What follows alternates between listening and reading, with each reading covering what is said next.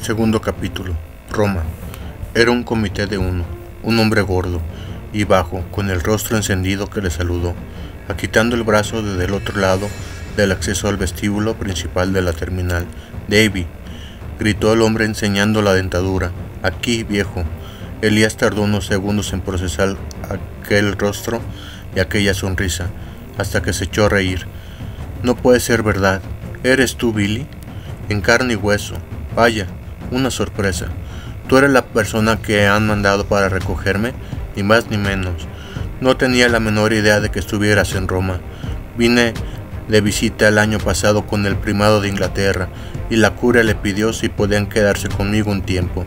Misiones especiales para varias congregaciones. Un bendito chico de los recados, eso es lo que soy, con un monsignore estampado delante del nombre y fajín púrpura y todo lo demás. No puedo creerlo. ¿Tú, monseñor?» Eso suena cumplido e insulto al mismo tiempo. El mismo Billy de siempre. Sí, el mismo Billy de siempre. Mis felicitaciones. Es una noticia formidable. Sacudió con efusividad la mano del inglés. Billy Stansby superaba los 50 años. A pesar de su ascenso a la posición del monseñor de la curia, tenía una expresión tan jovial y casi infantil como siempre. Billy el niño. Le apodó a alguien en la École Biblique. Muchas personas le juzgaban de carácter frívolo. Elías se había asomado a sus profundidades y le había cogido instantáneo afecto. Era obvio que alguien en el Vaticano también. Al verle, nadie hubiera dicho que era doctor en teología bíblica, abogado civil, exmiembro del Parlamento y un famoso converso del anglicanismo. Era párroco diocesano de Birmingham, Inglaterra.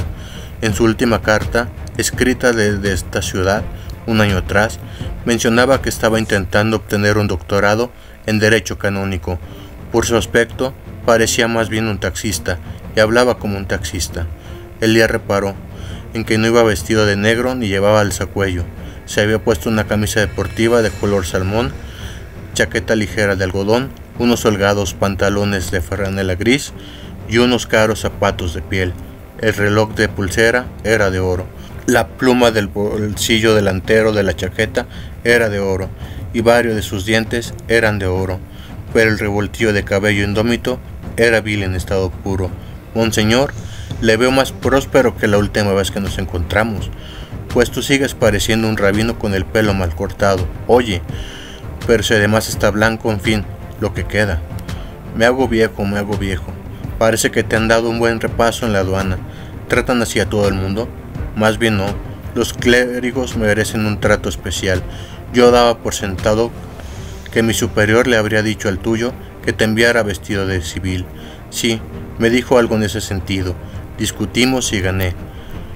Ojalá hubiera perdido». Billy le cogió la maleta y dijo: «Salgamos de aquí». Hay 3 más miradas de odio de lo que un tipo sensible como yo puede soportar. De camino hacia la entrada principal, pasaron por delante de un kiosco iluminado en el que había colgado un póster con un hombre y una mujer desnudos besándose. Era un anuncio de perfume. «Es sorprendente», dijo Elías, apartando la mirada. «Oh, puedes ir preparándote para sorpresas mayores, Davy. Esto no es nada. Mira en el otro lado». El otro lado del kiosco estaba ocupado por un gran anuncio de coñac en el que aparecían 2 hombres desnudos tumbados de espaldas en la cama, cogidos del brazo, mirándose a los ojos y bebiendo ambos con sendas pajitas de una misma copa de brandy. «¿Es cierto lo que veo?» Lo es, masculló Billy.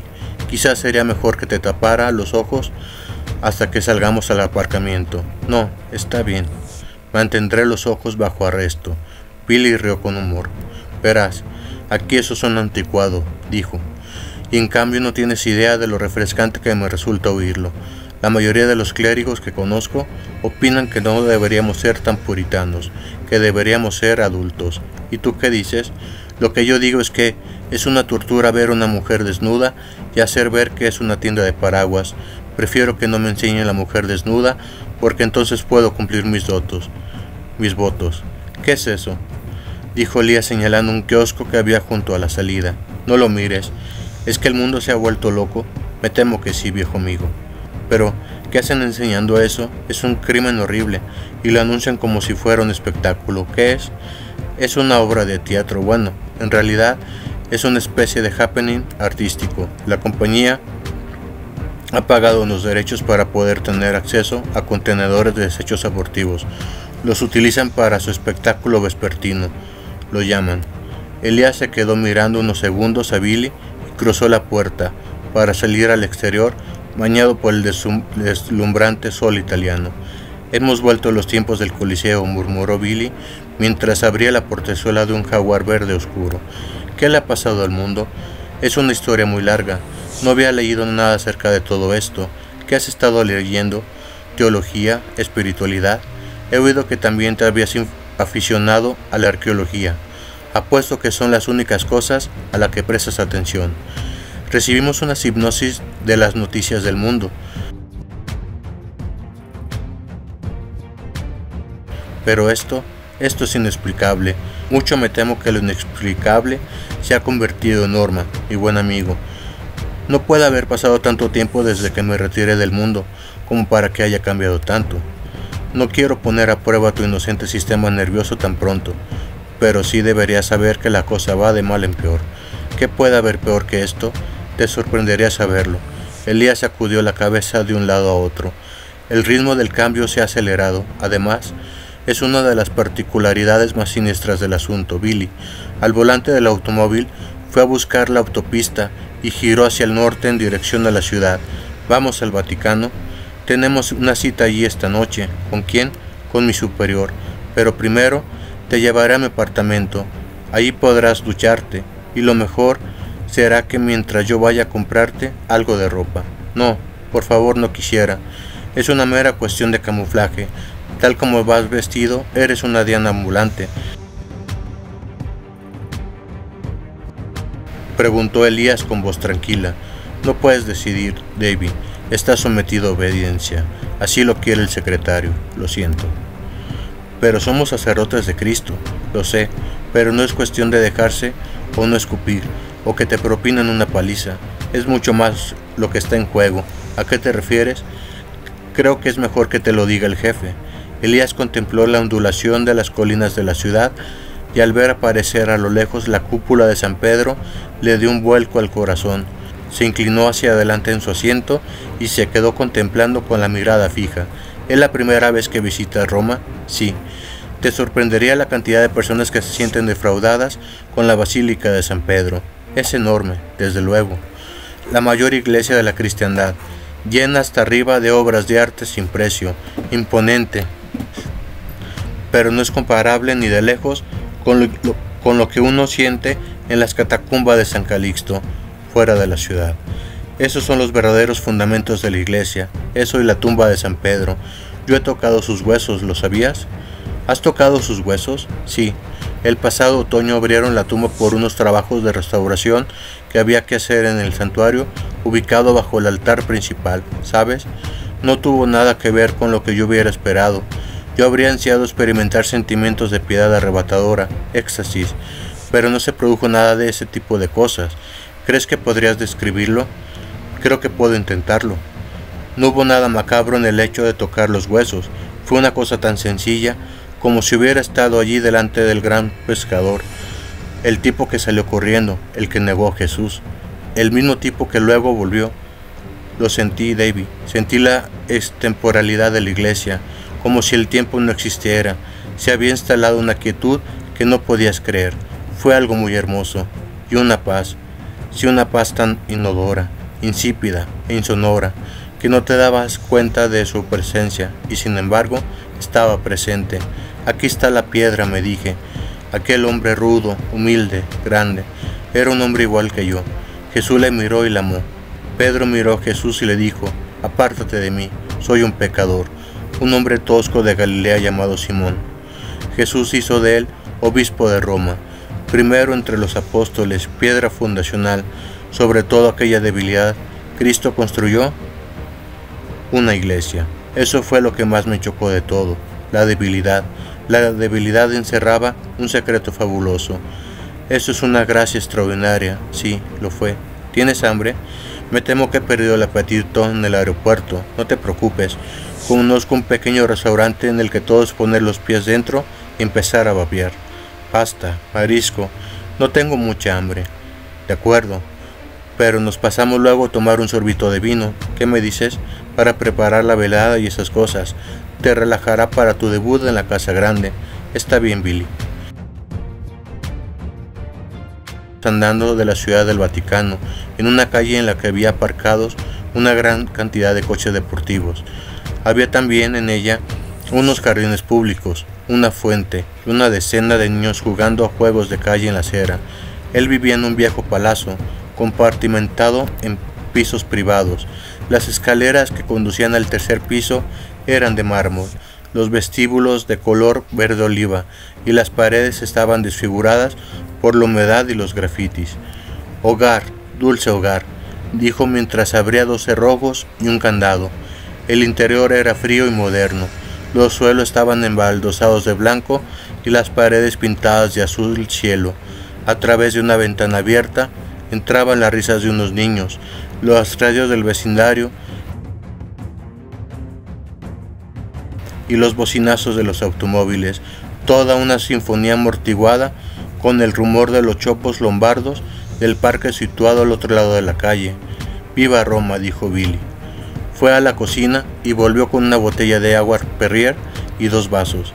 Estaba congelada y Elías se sintió realmente reconfortado y agradecido. Las paredes de la sala de estar estaban cubiertas de hileras de libros que ocupaban desde el suelo hasta el techo. Había una talla policromada de una Madonna de gótico tardío, un paisaje impresionista francés, un crucifijo africano, una foto firmada del Papa, un equipo estéreo. A un lado, paralelo a la cocina, estaba el dormitorio en forma de nicho, con un sencillo camastro funcional, austero.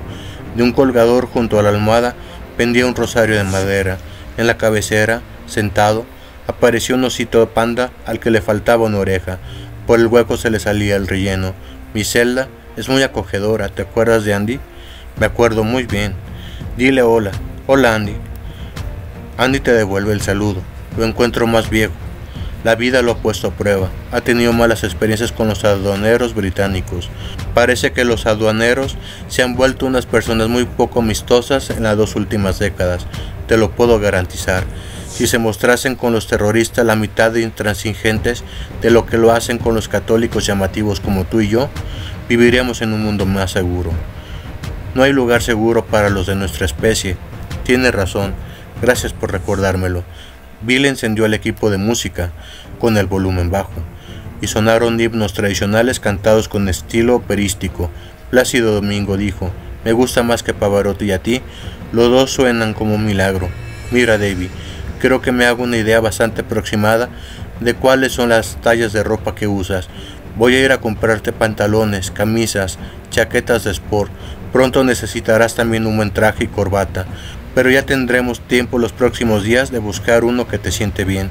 En este momento lo que impera es proporcionarte ropa de camuflaje». «¿En serio, Billy? ¿De verdad es tan grave?»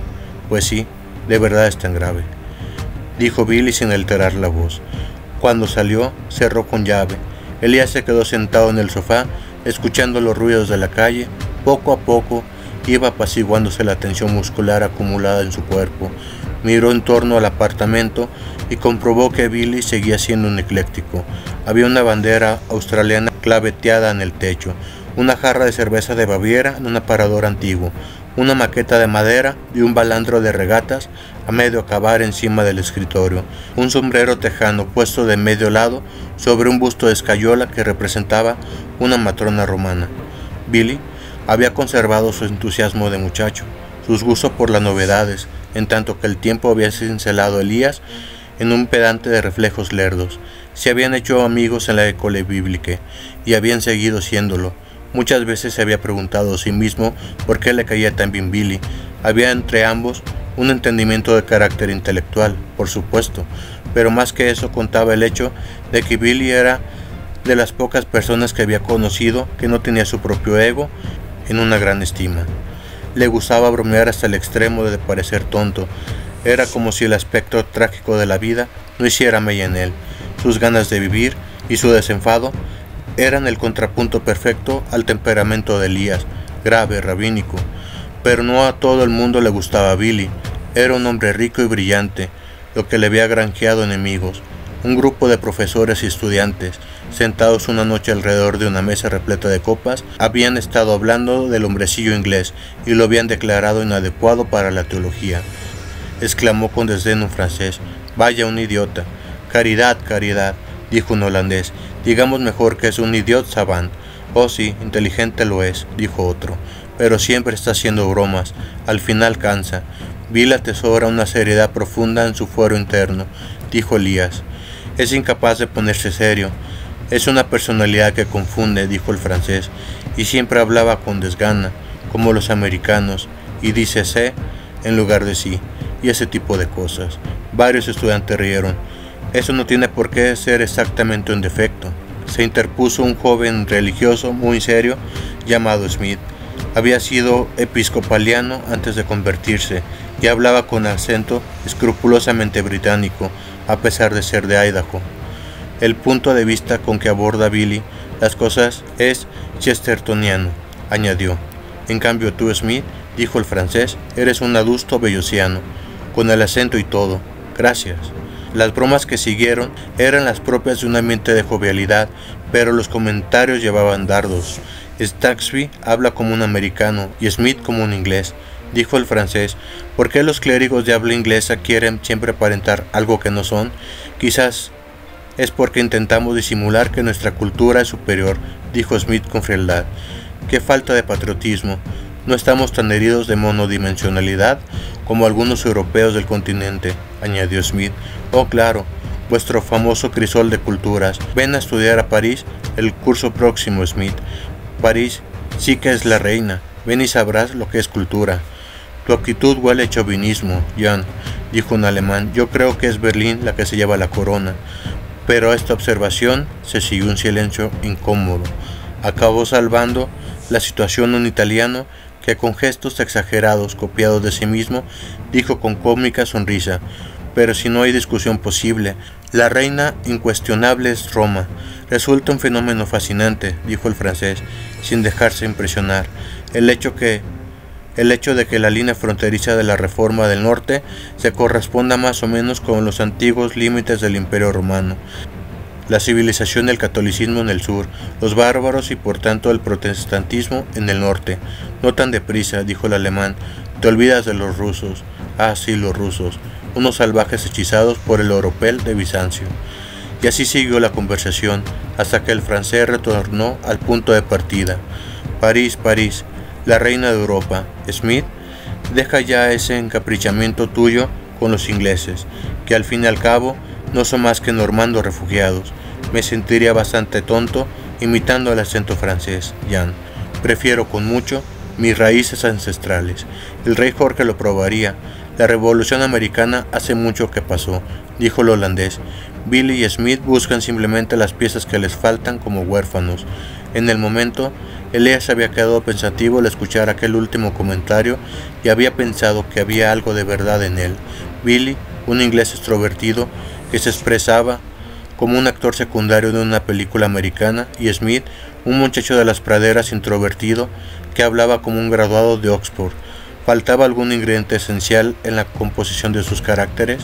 ¿Había una ruptura en su psique, producto de una revolución violenta? Uno podía sentirse a gusto viviendo en tales abismos si tenía compensaciones a cambio, poder, por ejemplo, o riquezas, espacio, amplitud de fronteras, pero el mundo se había encogido de forma drástica desde el final de la Guerra Mundial. El Rule Britannia y el pragmatismo charro de la Pax Americana habían sido eclipsados. ¿Era eso? Pero no eran solo los americanos y los británicos los que habían sufrido las consecuencias de las revoluciones de los últimos 300 años. ¿Qué decir de los mismos franceses y los alemanes y el gran golpe asestado por la reforma sobre la conciencia de Occidente? No, retrocedamos más aún, hasta la escisión entre la Iglesia de Occidente y la Iglesia de Oriente, y quizá incluso más atrás. Es a todos los seres humanos a los que les falta algún componente. Las gentes del campo emigran a las metrópolis, los jóvenes urbanos huyen a las montañas, las mujeres se fingen hombres, los hombres se afeminan cada vez más. Es que todos remedamos a la divinidad nuestra desesperación por escapar a la condición de seres creados. Los jóvenes occidentales se vuelven hacia Oriente y los orientales buscan el capitalismo. Los monjes abandonan sus monasterios, los hombres casados suspiran por la soledad, los liberales pretenden desmitificar las sagradas escrituras en un intento por escapar a las exigencias de la fe bíblica, los fundamentalistas aspiran a llenar los vacíos de su religión retornando al Antiguo Testamento, rehuyendo las tareas del intelecto bautizado. ¿Acaso la promesa está perpetuamente en otro lugar? Más allá siempre del ¿Acaso la promesa está perpetuamente en otro lugar, más allá siempre del último horizonte? ¿Por qué esta persistente necesidad de señales, de milagros, de nuevas columnas de fuego, de arcas de la alianza, de tablas de piedra, de cualquier cosa que no sea la fe cruda y laboriosa y oscura? En su momento se había preguntado a sí mismo, con rigor implacable, si su conversión al cristianismo no sería una variante más de la dinámica de la huida, una forma de pseudo-trascendencia. No podía haber duda de que era un hijo de la diáspora que intentaba escapar al horror del pasado buscando a Dios en el Nuevo Testamento. El nacimiento de Israel no había eliminado su perpetuo victimismo. Sencillamente la rabia había sustituido al terror, y él sabía que ambas cosas eran las caras opuestas de una misma moneda. Aún seguía convulsionado por los acontecimientos que le habían llevado a abrazar al catolicismo, su infancia, la muerte de Ruth, su prolongado combate a brazo partido con el negro arconte de la desesperación. Por fin comprendió que había estado corriendo hacia Cristo y que la huida del pasado había sido uno de los medios utilizados por Dios para impulsarle adelante. Pero cuando conoció a Billy en Jerusalén, aún era joven en la fe, aún era el miedo en gran medida lo que le motivaba.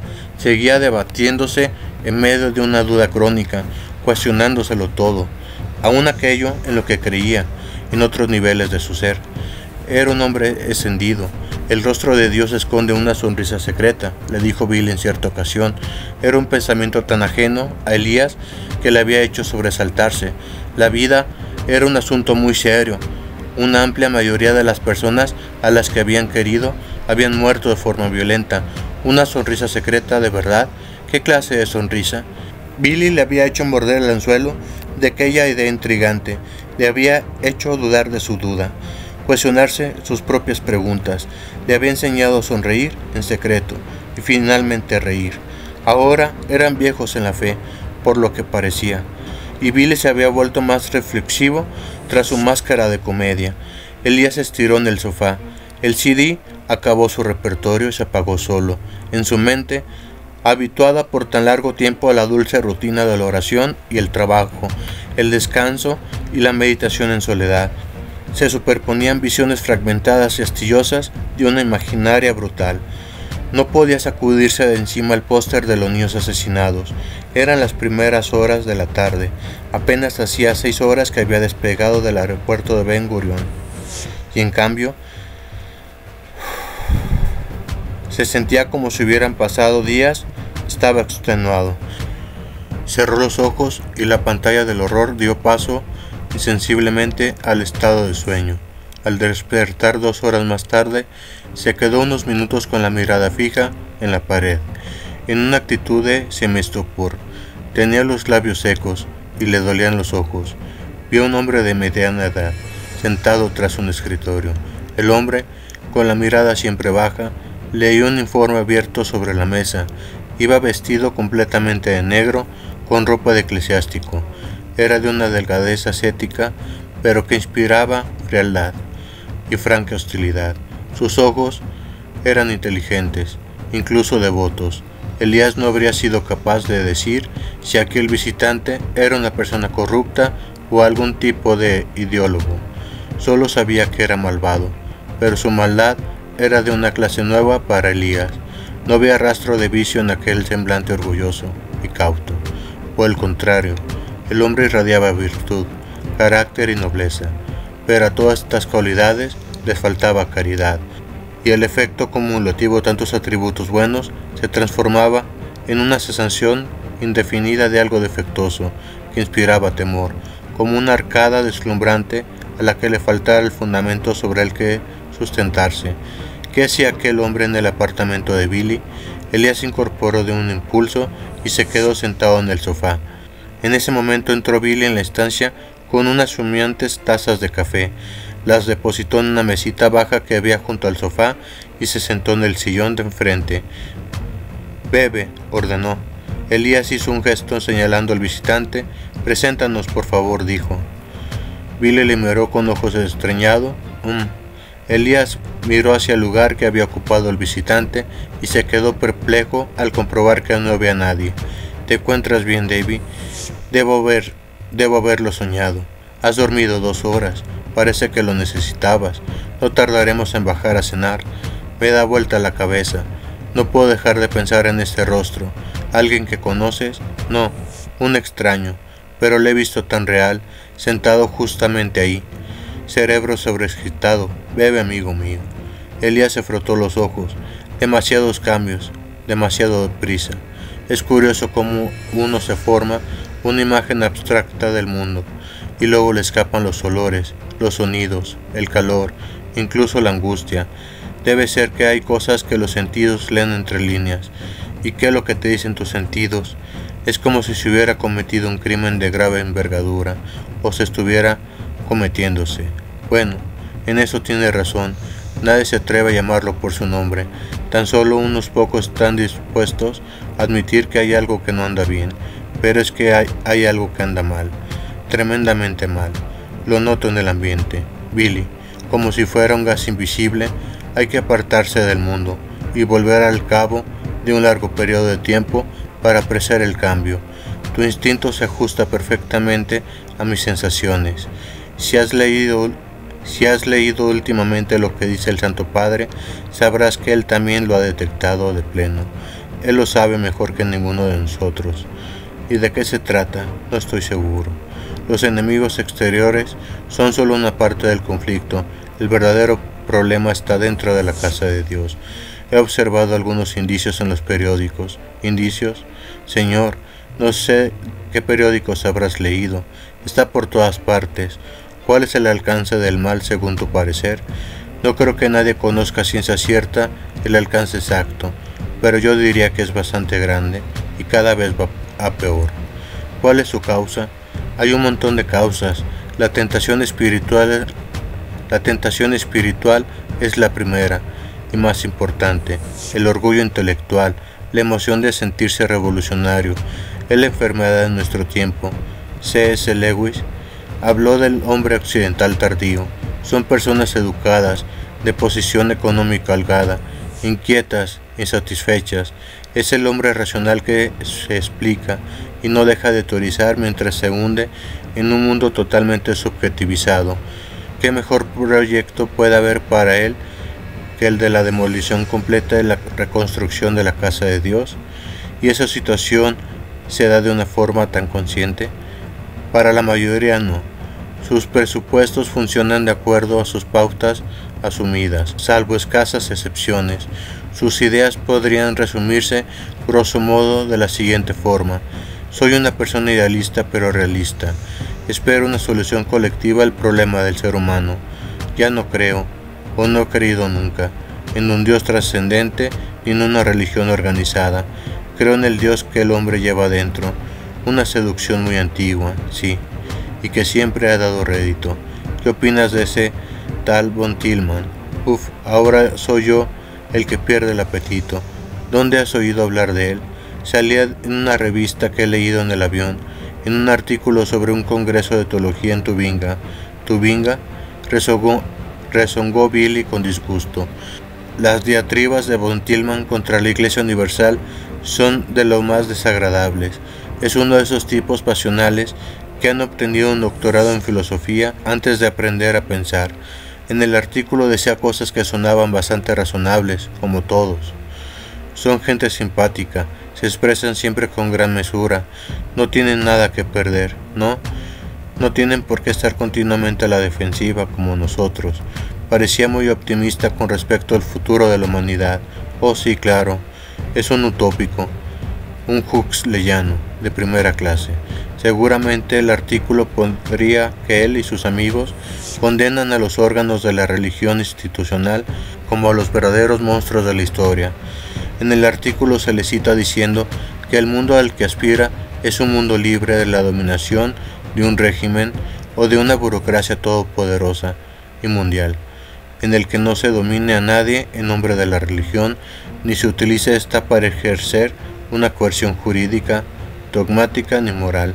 Lo que quiere decir en realidad es que no puede soportar tener a la Iglesia observándole por encima del hombro, recordándole las responsabilidades que le corresponden por sus locas declaraciones y por pervertir la mente de toda una generación de niños.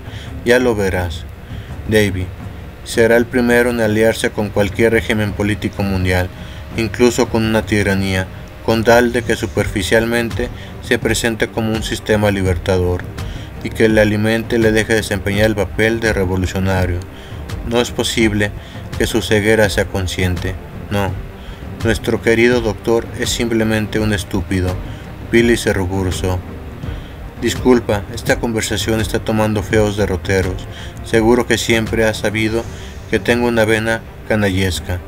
Yo más bien diría que llevas un celote dentro. Pero es que es tan indignante. Se cree que está salvando a la Iglesia, cuando lo que hace en realidad es socavarla. Precisamente, en un momento de la historia en que tanto necesitamos no perder la cabeza, es muy difícil hablar con una persona así. A lo largo de mi vida, me he encontrado a muchos como él, todos ellos celotes fanáticos a su manera, marxistas, fascistas, sionistas, fundamentalistas, materialistas, ateos, milenaristas. ¿También ingleses rechonchos? Sí, también los hay, pero son los menos peligrosos. Muy agradecido. Billy, quizá en el mundo de Bontilma, el Papa y un ayatolá son en esencia la misma cosa, tiranos, que ejercen su tiranía de la forma más cruel, no cabe duda. Sobre la libertad de los teólogos, me pregunto si se le ha ocurrido examinar el problema que se plantea si uno piensa en el fantasma de un mundo en el que cada cual se ha convertido en su propio papa y en su propio ayatolá, en el que todo el mundo es infalible, es decir, todo el mundo excepto el Papa de Roma. Buen argumento. Espero haber alcanzado mi recompensa eterna antes que eso suceda. Es posible que ya esté sucediendo. Billy suspiró de nuevo y dijo, es posible. Bueno, casi consigas hacerme perder el apetito. He dicho casi. Vamos al Mama Garibaldis. Hacen una lasaña que llaman la camisa roja insuperable. Una vez que Elías se cambió de ropa, salieron hacia el restaurante situado al otro lado de la ciudad. Elías se quedó maravillado por el modo en que Billy maniobraba al jaguar en medio de la histeria del tráfico urbano. Ninguno de los dos dijo nada hasta que se vieron un poco fuera del atasco. ¿Qué hace un cura católico con un coche tan caro como este?, preguntó Billy. No lo sé, tú sabrás. Se lo regaló su mamá. No tiene por qué justificarte ante mí. Solo trato de justificarme ante mí mismo. ¿Te sientes avergonzado de llevar este coche? Avergonzado y encariñado. Es el tercero que me regala mamá en lo que va de este año.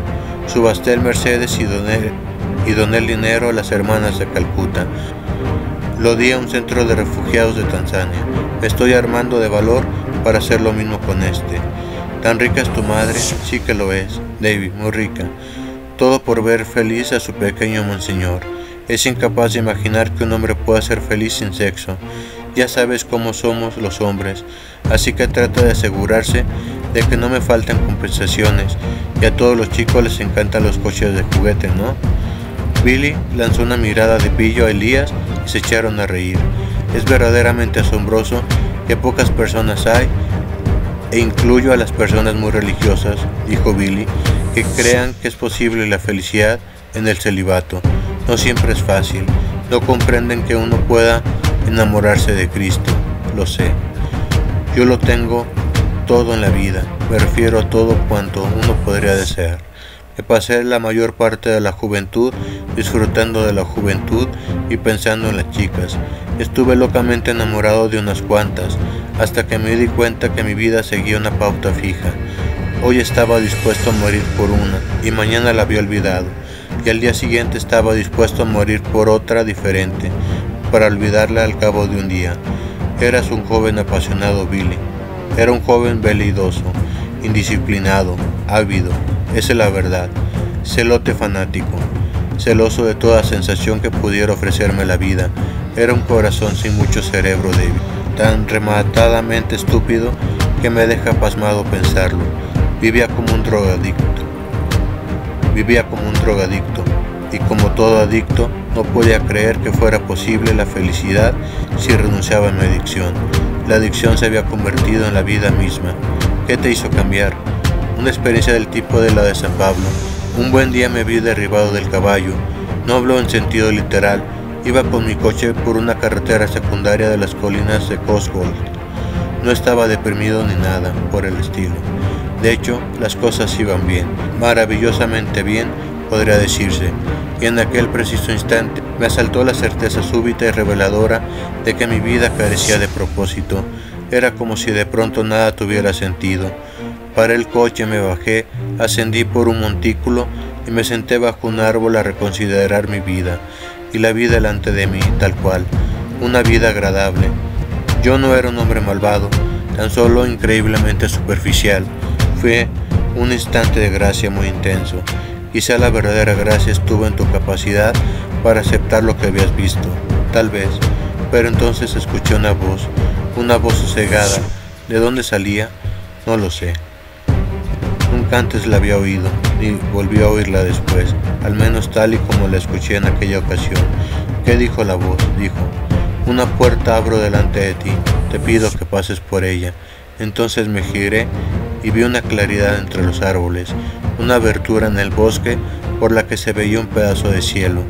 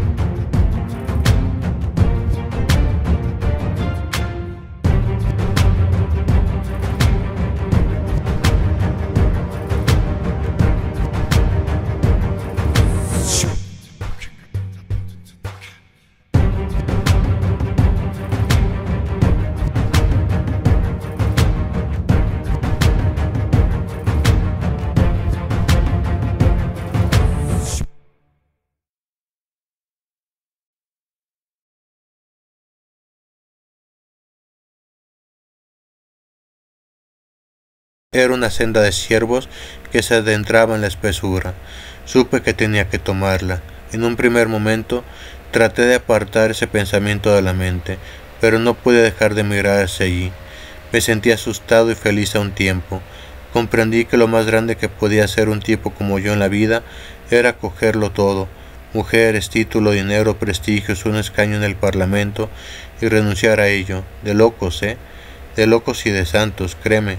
Yo no era ningún santo en aquella época, ni siquiera era una persona religiosa. ¿Qué pasó luego? Me adentré en el bosque. Quería renunciar a todo en el acto. Quería caminar para siempre por aquellas espesuras, pobre y con las manos vacías. Era una sensación extraordinaria, como si hubiera salido de la cárcel. Subí por una loma cubierta de robles. Era otoño, y de los árboles caían sobre mí hojas marrones y bellotas. Hacía un aire tan suave. Era una alegría perfecta. Llegué a lo alto de la colina, y ¿qué apareció ante mis ojos maravillados? ¿Qué apareció? Un monasterio. ¿Un monasterio? Entonces fue cuando empecé a sospechar que Dios podía tener algunos trucos escondidos en la manga. También podía haber habido un ashram hindú en aquel lugar, un centro de estudios, un instituto científico, o simplemente kilómetros y kilómetros de ciénegas y lodazales. Pero era un monasterio católico, y no iba a moverse de allí. Se negaba a hacer otra cosa. Me acerqué hasta la puerta, llamé y pedí hablar con el superior. El portero me dijo que el abad estaba ocupado. Muy bien, esperaría, le dije. Así que me senté en la hierba delante de la iglesia y me puse a esperar. Esperé durante horas. Después de haber ido tan lejos, llegaría hasta el final. Para entonces había comenzado a dudar ya de mi salud mental, pero enseguida dejó de importarme. Verás, por primera vez en mi vida tenía un pequeñísimo atisbo de prueba de que podía haber algo más aparte de mi vida, cómoda y ordenada. Me parecía que hasta entonces había tenido éxito en todo, absolutamente en todo. Decidí que quería intentar fracasar en algo durante un tiempo. Pensé que quizá me enseñara algo útil, y fue así. Me enseñó todo lo que es importante saber. Eso y ver a Pedro bajo el altar. ¿Qué pasó luego? Al final salió el abad, un tipo simpático. Se sonrió cuando le dije quién era y qué era lo que quería hacer. Me sugirió que volviera a casa y lo pensara un poco mejor, cosa que hiciste. No. Me puse en manos de su clemencia y le pedí que me permitiera quedarme en calidad de huésped. Aún reticente, accedió. Yo era anglicano, nominalmente, con apenas un asomo de fe al que me agarraba como si fuera la vida. Me marché al cabo de 8 meses, católico converso. Quería llegar a ser santo. Sabía que no estaba hecho para la contemplación. Soy demasiado extrovertido para eso. ¿Dónde fuiste entonces? A la École Bíblica de Jerusalén, donde nos conocimos. Parecías un católico inglés muy sensato. No tenía la menor idea que te hubieran derribado de un caballo. El coche era un Bentley. Me derribaron de un Bentley. Me suena a elegido. ¿Elegido para qué?, me pregunto yo. No soy más que un bendito chico de los recados. Todos los celotes fanáticos piensan que no sirven para nada hasta que se ven en medio del fragor del combate. El frente está tan en calma, una calma siniestra como la del mar antes de la tempestad. El alboroto que arman los von Tillman de turno no es más que un ruido de sables. No hago más que preguntarme cuándo comenzará la verdadera batalla. Ya comenzó, hace algún tiempo.